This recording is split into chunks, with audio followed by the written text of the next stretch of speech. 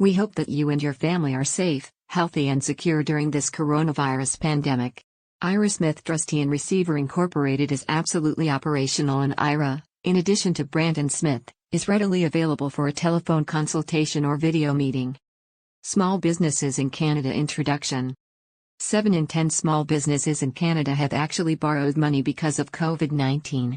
The average is almost $170,000 per business, according to a new survey released by the Canadian Federation of Independent Business, CFIB.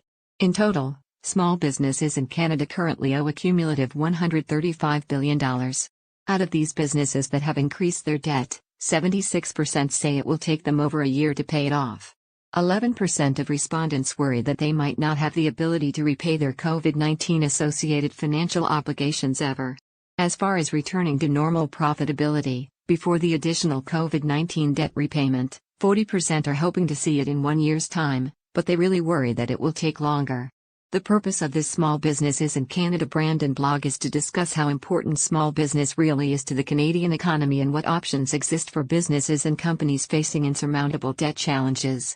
Sometimes I will refer to small businesses in Canada as SMEs. Contribution of SMEs to Canadian business. The best way to describe the contribution of SMEs to the Canadian economy is by looking at the most recent facts about small businesses in Canada reported by Statistics Canada. How many businesses in Canada are small businesses? The widely held definition of a small business corporation is a company that employs no more than 500 people and that has a total asset value of less than $15 million.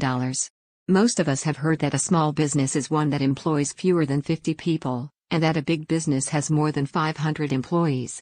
But what about businesses that fall in the middle? They are not quite small, but they're not quite big either. They all fall into the category of SMEs. In Canada, 91% of businesses fall into this in-between category, and there are roughly 3.5 million businesses in total. That's a lot of businesses to keep up with. What is the contribution of SMEs to exports in Canada? SMEs are not just small versions of large companies. They are different beasts altogether, and their individual contributions to the Canadian economy are just as important as those of their larger counterparts.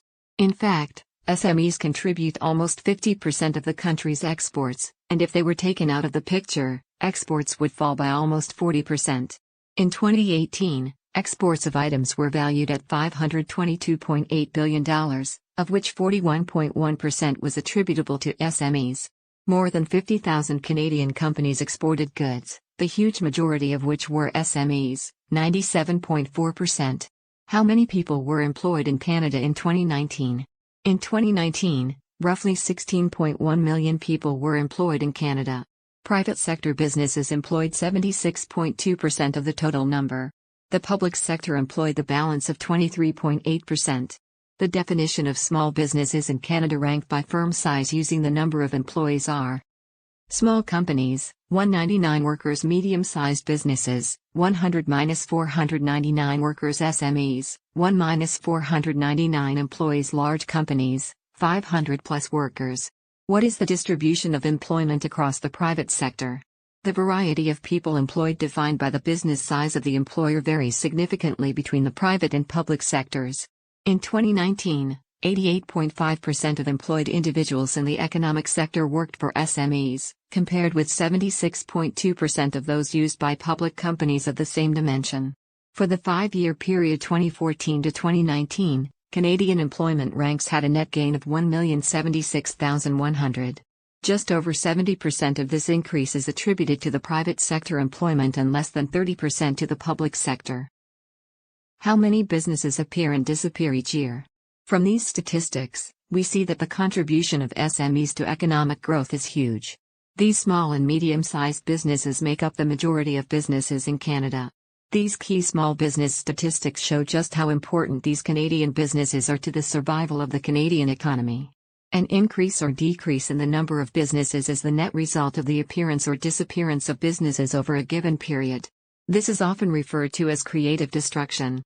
Between 2001 and 2016, the business birth rate was greater than those that died, except for two, in 2013 and in 2016, when more businesses disappeared, 97,151 and 95,889, than were created, 95,326 and 95,176. There are more business births each year than those that disappear, other than for 2 years, 2013 and 2016. According to a Business Development Canada report from the Business Development Bank of Canada, there are more than 250,000 businesses in the country at any one time each year. More than 40,000 disappear. The report was based on data from Statistics Canada's Business Demography Statistics, which tracks businesses based on the number of active and inactive corporations, and Entrepreneurship in Canada, which tracks self-employed and indeterminate businesses. The Statistics Canada information is that business formation is on the rise, and the rate of business deaths has decreased.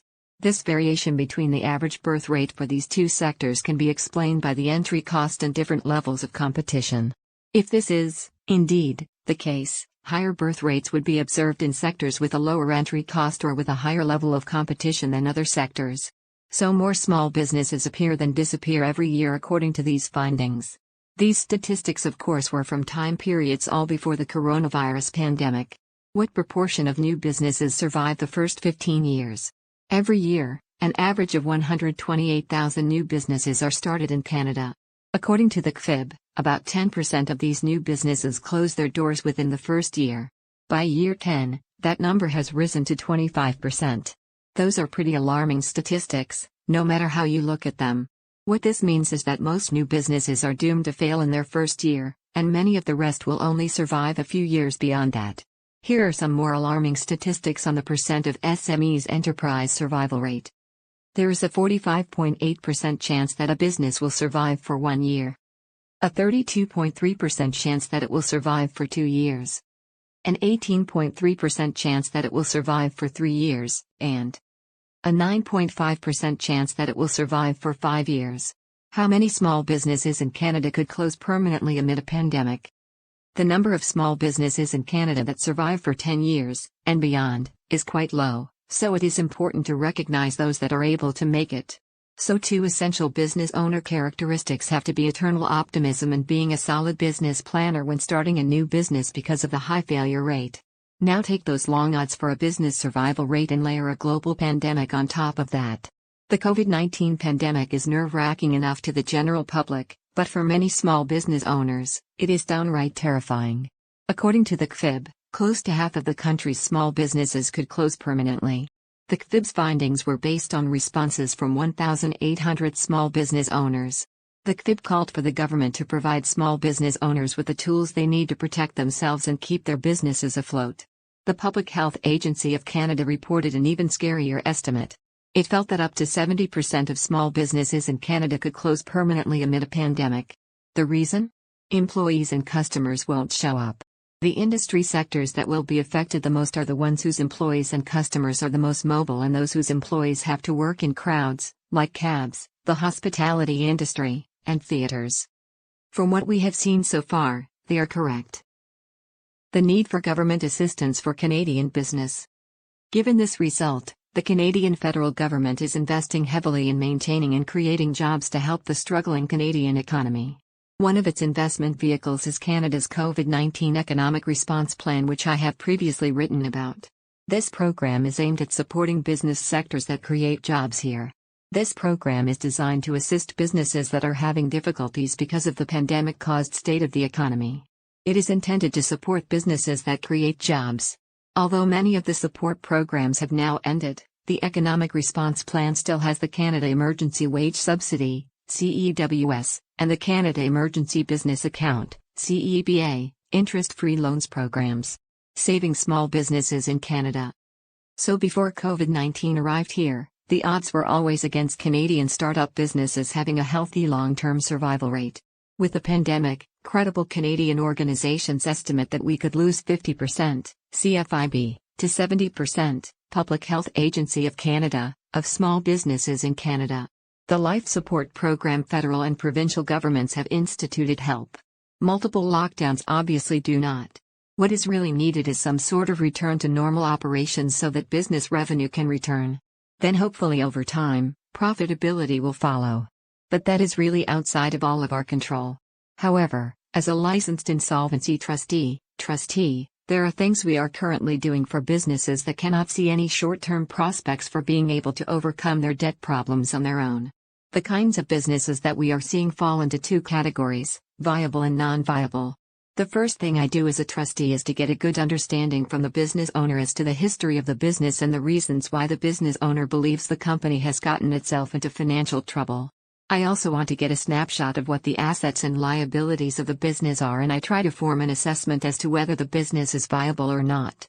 Even if viable, does the entrepreneur have the energy, mindset and desire to manage a business turnaround? Finally, I need to understand the cash flow requirements of the business and is there a source of funding. I then analyze all this information and form an opinion as to what the realistic options are for the company and its business. Depending on each situation, the range of options are: the business operations and debt levels are such that they are not serious enough and the company, over time, should be able to work itself out of the short-term cash crunch through some imaginative management of the company. Perhaps even an informal restructuring of sorts. The business is viable but needs to do a formal restructuring in order to keep the good parts of the business so that it can become profitable again and continue to provide jobs to Canadians. The process would be either a Division 1 proposal under the Bankruptcy and Insolvency Act, Canada, BIA, or a plan of arrangement under the Companies Creditors Arrangement Act, Canada, CCAA. If a formal restructuring is not possible, perhaps a sale of the business assets are required and the buyer will operate the assets as an operating business. In this case, a secured creditor will enforce its security in the receivership, through either a private appointment or a court appointment. Finally, maybe corporate bankruptcy is required either in concert with a secured creditor enforcement or by itself if there are no secured creditors. This would allow for the necessary protection to give the time to liquidate the assets, either as a going concern sale or a pure liquidation. The funds obtained from the sale would then be paid to the creditors, in priority of their claims. Entrepreneurs are obviously scared of any formal insolvency proceeding. The idea of a formal insolvency proceeding makes an entrepreneur feel like a failure. I know they can feel discouraged, but the business isn't in trouble because senior management did something wrong. You didn't fail. Business conditions changed. Especially under today's pandemic circumstances. Now you're ready to move forward with your business, but you need some help. That's what the BIA and CCAA are designed to do, to help your business make a new start. Insolvency proceedings are there to provide a safety net for people and companies. It's a tool that responsible people use to save a good business after a setback. Don't worry what your customers might think about you if your business goes through a formal insolvency proceeding. You won't be the first and you won't be the last. Small Businesses in Canada Summary. I hope that you found the question posed in this Small Businesses in Canada brand and blog.